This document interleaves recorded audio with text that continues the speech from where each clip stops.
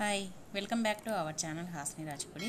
ఇదిగోండి ఈరోజు మంచి వెజిటేరియన్ ఫుడ్తో మేము ముందుకు వచ్చాను. అది ఏంటంటే పప్పు, చప్పిడిపప్పు అండి. చప్పిడిపప్పు, వంకాయ వేపుడు.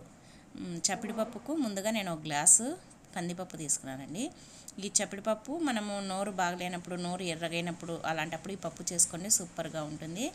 ఒక గ్లాస్ కందిపప్పు వేసుకొని వాటర్ వేసుకొని శుభ్రంగా కడిగి పక్కకు పెట్టేసుకోవాలి.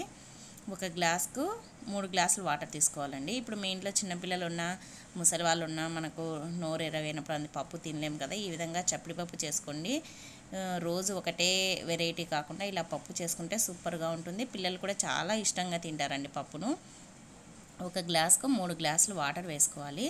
వేసుకున్న తర్వాత దీంట్లో 2 టమాటాలు వేసుకోవాలి. మనము ఇంకా దీంట్లో కారం అంది ఏమి వేయమండి, అందుకోసమని టమాటాలు కొద్దిగా ఎక్కువ వేసుకోవాలి. తర్వాత ఒక ఉల్లిగడ్డ, తర్వాత కొద్దిగా కొత్తిమీర, తర్వాత కొద్దిగా చింతపండు, అంటే టమాటాలు చింతపండు 2 వేసుకోవాలి. వేసుకున్న తర్వాత కొద్దిగా పసుపు వేసుకోవాలి. పసుపు వేసుకొని ఒకసారి ఇది అన్నీ కలిసేటట్టు స్పూన్తో కలుపుకోవాలండి. సూపర్గా ఉంటుందండి పప్పు.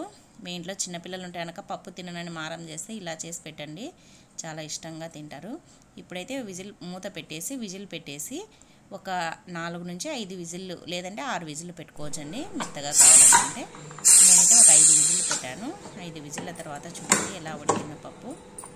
చూడండి పప్పు అంతా బాగా ఉడికిపోయింది. ఇప్పుడు ఇలా ఒకసారి కలిపేసుకొని చూడండి, కరెక్ట్గా వాటర్ అన్నీ బాగా సరిపోయినాయి. ఒక గ్లాస్కు 3 గ్లాసులు వేసుకుంటే సరిపోతుంది. ఇప్పుడు పప్పుకు తగినంత ఉప్పు వేసుకోవాలి. ఉప్పు వేసుకొని పప్పు గుత్తి ఉంటుంది కదా, పప్పు గుత్తితోటి ఎనుపుకోవాలి పప్పును. చాలా బాగుంటుంది. వేడి వేడి అన్నము ఇలా పచ్చడి, నెయ్యి వేసుకొని తినండి, సూపర్గా ఉంటుంది. మామిడికాయ పచ్చడి అలా ఏదైనా ఫ్రై అలా ఉంటే సూపర్గా ఉంటుంది. ఇప్పుడు పప్పు వెనుకున్నాం కదా, తాలింపు పెట్టుకోవాలి. ఆయిల్ వేసుకున్నాం కదా, ఆయిల్ వేసుకొని ఇప్పుడైతే నేను ముందుగా కొన్ని వెల్లుల్లిని ఒలిచి పెట్టుకున్నాను. వెల్లుల్లి కొద్దిగా ఎక్కువ వేసుకుంటే బాగుంటుంది. వెల్లుల్లి, తర్వాత ఆనియన్స్ని ఒక చిన్న సైజు ఆనియన్ని కట్ చేసుకొని పెట్టుకున్నాను. ఇవి కూడా ఆయిల్లో వేసేసుకోవాలి. ఇవి 2 కొద్దిగా వేగాలండి. ముందే అన్నీ వేసేసినామంటే కరివేపాకు అవి మాడిపోతుంది, వెల్లుల్లి ఆనియన్ ఏమో వేగదన్నమాట. అందుకోసం ముందు ఆ 2 కొద్దిగా వేయించుకోవాలి. మనం ముద్దపప్పు అంటాం కదా, ముద్దపప్పు ఇలా చప్పిడిపప్పు ఇలా చేసుకొని తినండి, బాగుంటుంది. నోరు ఎర్రగైనప్పుడు అలాంటప్పుడు ఈ పప్పు చాలా బాగుంటుంది. ఇదిగోండి, ఇప్పుడైతే జీలకర్ర, ఆవాలు వేసుకోవాలి. తర్వాత కరివేపాకు వేసుకోవాలి. మళ్ళీ ఒకసారి అన్నీ కలుపుకోవాలి. పిల్లలైతే చాలా ఇష్టంగా తింటారు, కారం ఉండదు కదా, చప్పగా బాగుంటుంది. ఇంకా 2 ముద్దలు ఎక్కువనే తింటారండి, అంత బాగుంటుంది పప్పు రోజు తినేదానికంటే. ఇప్పుడు ఎండుమిర్చి కూడా వేసుకొని ఒకసారి అన్నీ కలుపుకొని తాలింపు అయితే బాగా కాగాలండి, పచ్చిగా ఉండకూడదు, బాగా కాగింది. ఇప్పుడైతే చూడండి, ముందుగా మనం ఎండు పెట్టుకున్నాం కదా పప్పు, ఆ పప్పుని ఈ కడాయిలోకి వేసుకోవాలి. కడాయిలోకి పప్పు అంతా వేసుకొని ఒకసారి పప్పునంతా కలుపుకోవాలన్నమాట. చూడండి, పప్పునంతా ఇలా ఒకసారి కలిపేసుకొని 1 నిమిషం స్టవ్ పైన అలానే పెట్టేసి ఇంకా స్టవ్ ఆఫ్ చేసుకోవాలన్నమాట. 1 నిమిషం అలానే ఉంటే ఈ పప్పు కూడా కొద్దిగా వేడెక్కుతుంది. మనం ఫ్రిడ్జ్లో పెట్టకపోయినా మరుసటి రోజు వరకు కూడా చాలా బాగుంటుందండి పప్పు, ఎందుకంటే మనం స్టవ్ పైన కొద్దిగా వేడి పెడతాం కదా, అందుకోసం వేసి ఇదిగో ఒక్క మంట అలా పెట్టేసి ఉడుకు వస్తుంది కదా, అప్పుడు స్టవ్ ఆఫ్ చేసుకోవాలి. ఇంకా అంతేనండి, వేడిగా చప్పిడిపప్పు రెడీ అయిపోయింది. ఇప్పుడైతే ఒక బౌల్లోకి తీసుకున్నాము. మా ఇంట్లో అయితే మా పిల్లలకి చాలా ఇష్టం అండి ఈ పప్పు అంటే. ఈ పప్పు చేసి గుత్తి వంకాయ కానీ, లేదంటే వంకాయ ఫ్రై కానీ, వంకాయ వేపుడు కానీ అలా చేస్తే చాలా ఇష్టంగా తింటారు. ఇదిగోండి, పప్పు రెడీ అయిపోయింది. ఇప్పుడు ఈ పప్పులోకి వంకాయ వేపుడు చేసుకుందామండి. ముందుగా ఒక బౌల్ తీసుకొని దాంట్లో వాటర్ వేసుకొని ఉప్పు వేసుకొని పక్కకు పెట్టేసుకున్నాము. ఇప్పుడు నేనైతే ఒక 1/2 కేజీ వంకాయలను తీసుకున్నాను. ఈ 1/2 కేజీ వంకాయలని ఏం చేయాలంటే ముందుగా మనం కట్ చేసుకోవాలండి. కట్ చేసుకొని పొడుగ్గా ముక్కలు, చిన్న ముక్కలుగా కాకుండా పొడుగ్గా పల్చగా ముక్కలు కట్ చేసుకోవాలి. కట్ చేసుకొని ఇప్పుడు ఈ బౌల్లో వాటరు, తర్వాత దాంట్లో ఉప్పు వేసి పెట్టానండి. ఆ బౌల్లోకి ఉప్పు నీళ్ళలోకి వేసుకోవాలి.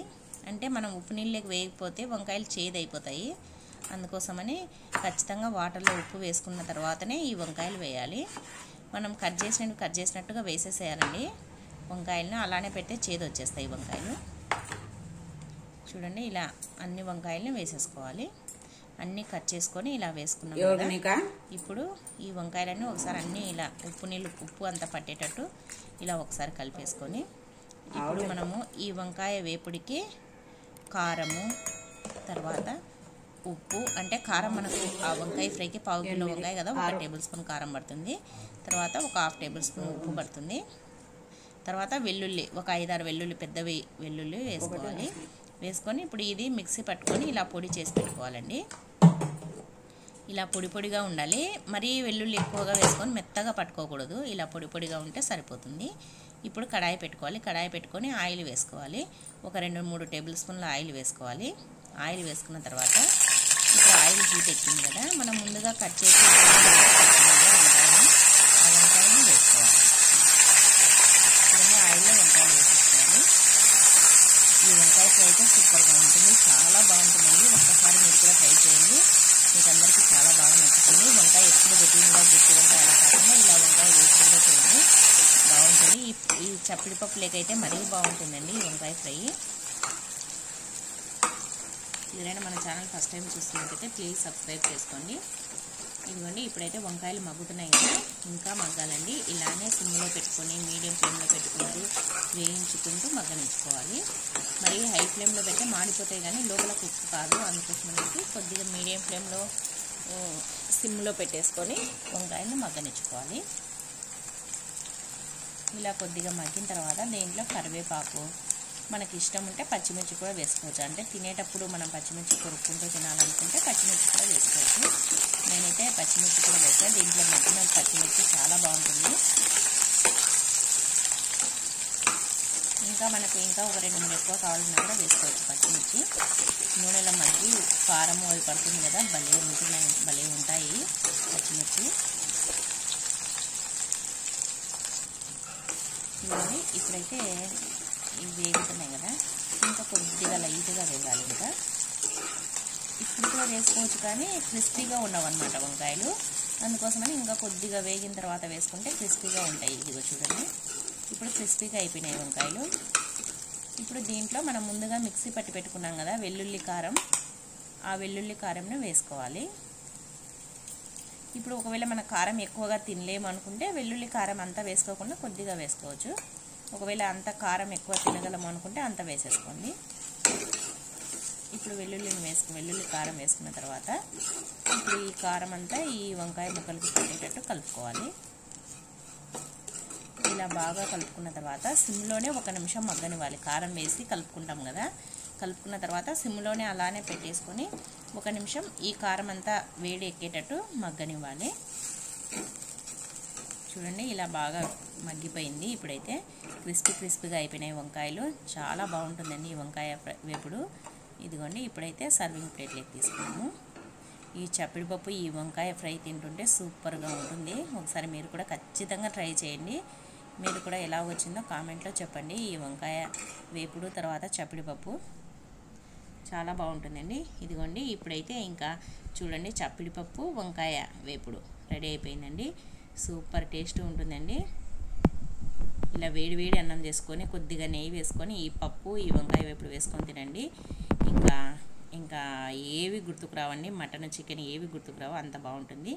చూస్తున్నారు కదా, మీకు ఈ వీడియో నచ్చిందా? మీకు ఈ వీడియో నచ్చినట్టయితే ప్లీజ్ ఒక లైక్ చేయండి, షేర్ చేయండి, సబ్స్క్రైబ్ చేయండి, పక్కనే ఉన్న బెల్ ఐకాన్ని క్లిక్ చేయండి.